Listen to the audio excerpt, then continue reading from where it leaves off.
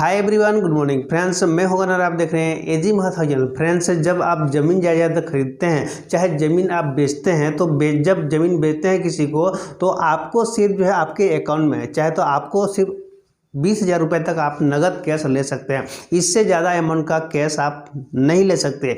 और इसमें आपको जो है उसके ज़्यादा का अमाउंट आपको किस माध्यम से लेना होगा? आपको चेक के माध्यम से लेना होगा, या फिर आप NEFT करवा सकते हैं, RTS करवा सकते हैं। इस तरीके से आप जो है आप पेमेंट ले सकते हैं। और जो देने वाला व्यक्ति, जो खरीदने वाला व्यक्ति, जो आपका जो ज़मीन खरीद रहा है, वो भी जो है 20,000 रुपये ही जो है आपको नगद दे सकता है, उससे ज़्यादा नहीं दे सकता। चेक के माध्यम से देगा, RTS के माध्यम से देगा, या NEFT के माध्यम से देता है। ये नियम है, रूल है।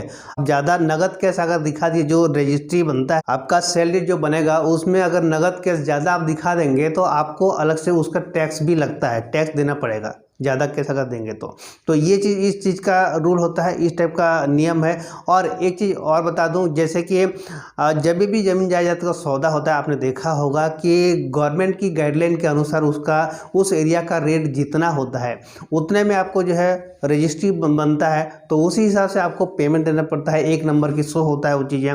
और लेकिन ज़मीन हम लोग क्या करते हैं कि उस ज़मीन को ज़्यादा रेट में बेचते हैं, ठीक है। जितना मार्केट वैल्यू है, यानी कि गवर्नमेंट की जो मार्केट वैल्यू जितना है, उतने का तो आपका रजिस्ट्री बनेगा, उतने का सैलरी बनता है, उतने का ही रजिस्ट्री होता है। लेकिन हम सौदा किए हैं ज़्यादा का। जैसे मान लीजिए कि आपका ज़मीन का रेट है, गवर्नमेंट रेट आपका जो है 4.5 लाख रुपए की रेट है, और आपने बेच दिया, आपने 12 लाख रुपए में ज़मीन को बेच दिया, तो 4.5 लाख रुपए जो है आप उसको वहाँ पर 20,000 रुपये आप नगद लेंगे, कैश ले सकते हैं। और बाकी जो भी होगा, जो अमाउंट है, उसको चेक के माध्यम से, RTS के माध्यम से, या NEFT के माध्यम से आप उसको ले सकते हैं। खरीद रहा है वो भी जो है इसी आधार पर देगा, 20,000 ही जो है उसको कैश नगद देगा, और बाकी को जो है NEFT करेगा, RTS या चेक के माध्यम से उसको पेमेंट देगा। अगर रजिस्ट्री कॉपी में 100 ज़्यादा दिखा दिए, अमाउंट में ज़्यादा 20,000 से ज़्यादा का नगद अमाउंट आपने अगर दिखा दिया, तो आपको वहाँ पे टैक्स देना, अलग से आपको टैक्स देना पड़ेगा, उसका टैक्स लगेगा, ठीक है। तो इस तरीके से होता है। इसीलिए जो है लोग क्या करते हैं कि यहाँ नियम कानून है, जो गवर्नमेंट का रूल है, तो 20,000 तक ही जो नगद लेने का या नगद देने का सिस्टम है प्रॉपर्टी डील में। जैसे सौदा आपका जो है मार्केट वैल्यू से ज़्यादा का है, जैसे 4.5 लाख रुपए की रेट है और 12 लाख रुपए की है, तो उस पेमेंट का आप कैसे लेंगे, किस तरीके से लिया जाता है?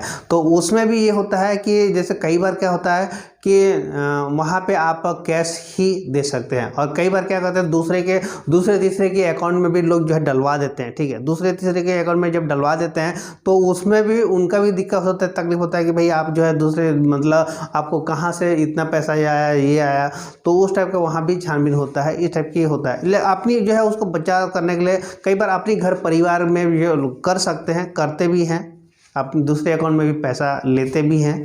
और लेकिन उसमें भी जो है 5 लाख से ऊपर का नहीं ले सकते। 5 लाख तक तो आपका जो है टैक्स में छूट रहता है। 5 लाख तक ही जो है आप वहाँ पे कैसे ले सकते हैं। 5 लाख से अगर ऊपर का हो जाता है तो इनकम टैक्स जो है आपको पूछताछ करता है, और इनकम टैक्स पूछताछ करेगा। पूछताछ करने के बाद जो है उसको, चाहे तो आप जो है वहाँ पे 5 लाख से ऊपर होगा तो आपको टैक्स ऑलरेडी देना पड़ता है, चाहे भले आपका परिवार के किसी भी सदस्य का अकाउंट हो। तो उसमें अगर आप करवाए हैं, ट्रांसफ़र करवाए हैं, 5 लाख से ऊपर का ट्रांसफ़र करवाए हैं, तो उनका भी जो वहाँ पे जो है टैक्स लग जाता है। तो 5 लाख से कम का अगर करवा लेते हैं, तो इस तरह सॉल्व कर सकते हैं अपनी काम को।